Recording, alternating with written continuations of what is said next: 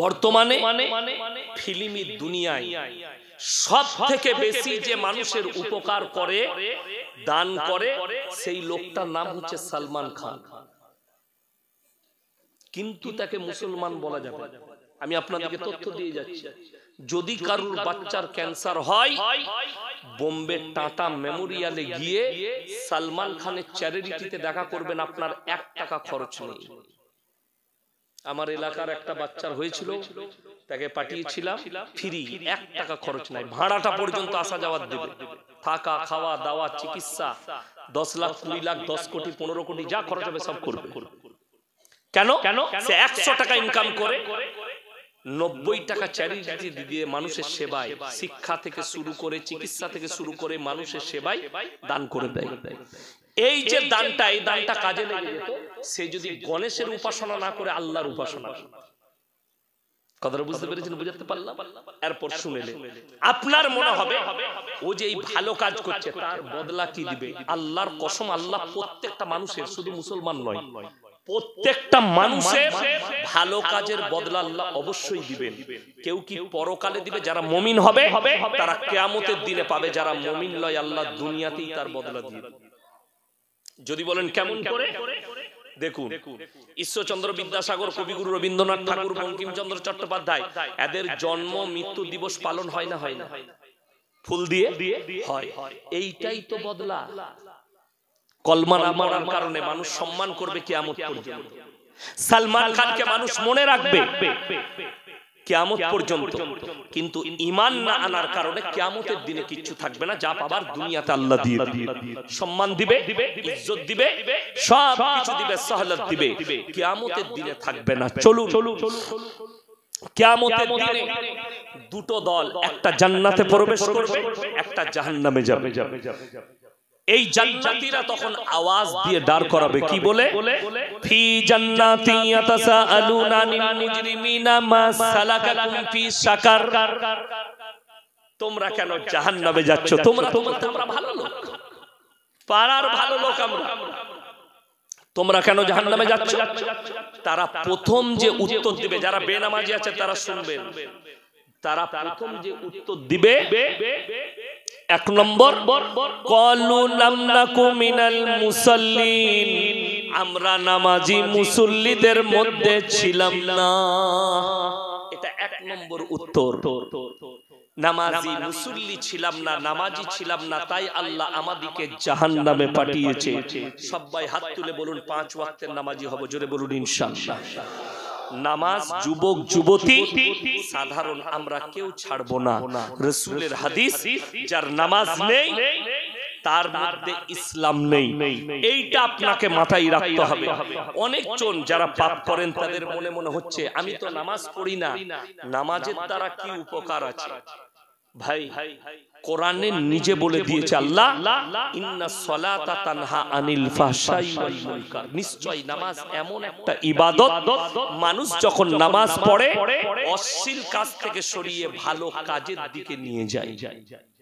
এইটা হচ্ছে মারাত্মক উপকার নামাজের।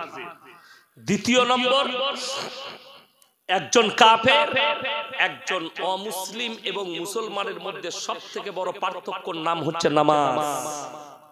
আপনি নামাজি, তারা বেনামাজি, তারা নামাজ পড়ে না। দ্বিতীয় নম্বর, ওয়ালাম নাকু নুতিমুল মিসকিন, আর আমরা গরিব মিসকিনকে খানা খাওয়াইতাম না, আল্লাহ তাই জাহান্নামে পাঠিয়েছে। ওয়া কুননা নাকুদু মাল কাইদিন, আর দাড়ি টুপি নামাজি মুসল্লিদিকে দেখে হাসি ঠাট্টা বিদ্রুপ করত, আল্লাহ আমরা তার সঙ্গে দাঁড়াতাম আর হাসি ঠাট্টা করতাম, আল্লাহ তাই আমাদেরকে জাহান্নামে পাঠিয়েছে। লাস্টটা হচ্ছে ওয়া কুননা নুকাজ্জিবু বিয়াউমিদ্দিন, আর বিচারের দিবস কিয়ামতের দিনকে আমরা মিথ্যা বলে অস্বীকার করিতাম, তাই আল্লাহ আমাদেরকে জাহান্নামে পাঠিয়েছে। 1 নম্বর উত্তরটাই হবে আমরা নামাজি ছিলাম না, তাই সবাই নামাজি হব। জোরে বলুন ইনশাআল্লাহ। দেখুন, কোরআনে স্পষ্ট আছে 1 নম্বর নামাজ গেল। 2 নম্বর, ইসলামের সুদ হারাম না হালাল? আরো জোরে বলুন, আমি কানে কানে। হারাম। আচ্ছা, মুসলমান সুদ খায় না? খায় না? খায়। আচ্ছা, এই যে সুদ হারাম, এটা কিন্তু মৌলবীদের কথা নয়, কোন পীরের ভাষা লয়, কোন মুহাদ্দিসের কথা লয়, এটা কোন মৌলবীর বানানো কথা লয়। আল্লাহ তাআলা কোরআনে বললেন ওয়া হাল্লাল্লাহুল বাইয়া ওয়া হাররামার রিবা। হাওড়া জেলার মানুষ ভালো বুঝবে, মিটিয়া বুরুজের মানুষ ভালো বুঝবে। কেন? কোরআনে আছে ওয়া হাল্লাল্লাহুল বাইয়া ওয়া হাররামার রিবা, আমি সুদকে হারাম করেছি আর ব্যবসাকে হালাল করেছি। জোরে বলুন সুবহানাল্লাহ।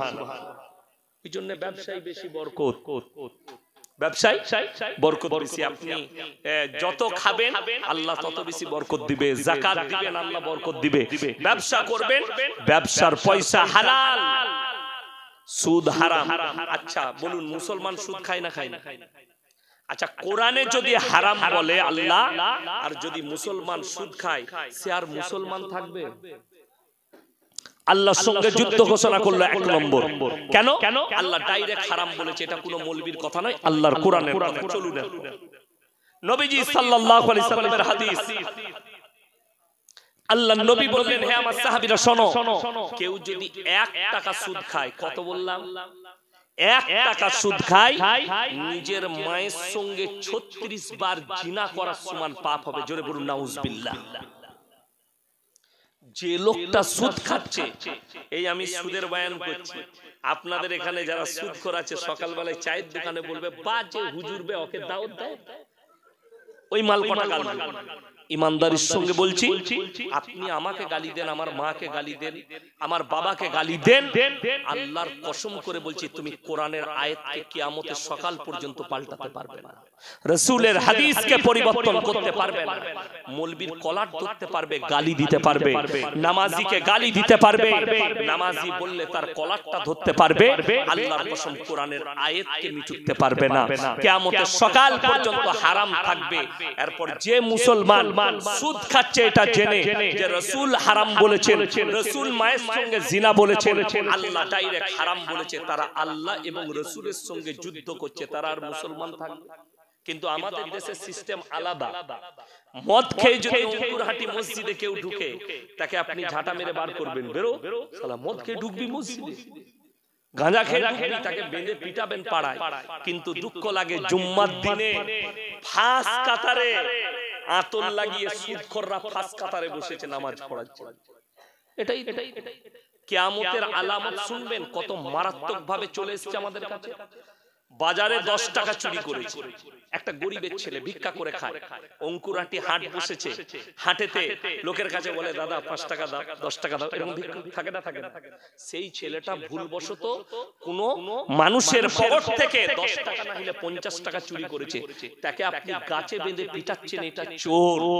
কিয়ামতের আলামত শুনেলেন, সে পেটের দায়ে চুরি করেছে 10 টাকা, তাকে গাছে বেঁধে পিটাচ্ছেন চোর বলে। আর যারা কমে কোটি কোটি টাকা চুরি করছে, তাদেরকে স্টেজে দেখে গলায় মালা পরিয়ে বলছেন সমাজ সেবী। ঠিক বললাম না ভুল বললাম? समझदारों के लिए इशारा काफी है। আমি কেউকে টার্গেট করে বলি নাই, আমি খালি কিয়ামতের আলামত বলছি। চোরকে চোর বলা হবে না, নিরীহর উপরে অত্যাচার হবে, মজলুমের উপরে অত্যাচার হবে।